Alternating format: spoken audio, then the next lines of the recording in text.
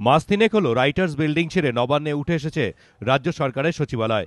14 তলা এই সুবিশাল বাড়িটির দোতলায় নির্দিষ্ট রয়েছে সাংবাদিকদের জন্য প্রেস কর্নার।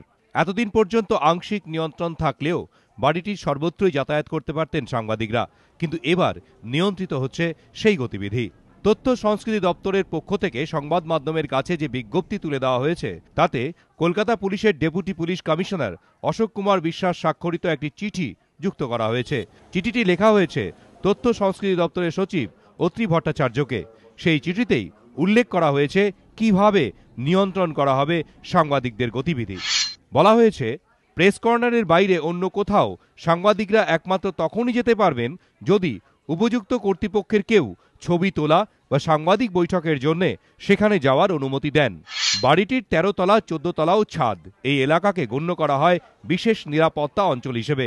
এখানে মুখ্যমন্ত্রী ছাড়াও বসেন মুখ্য সচিব ও স্বরাষ্ট্র সচিবের মতো পদাধিকারীরা।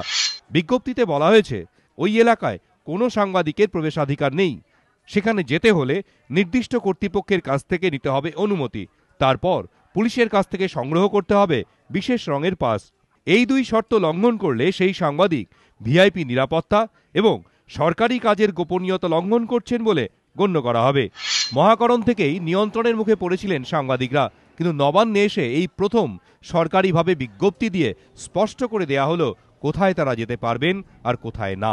দীপক ঘোষ, এবিপি আনন্দ, কলকাতা।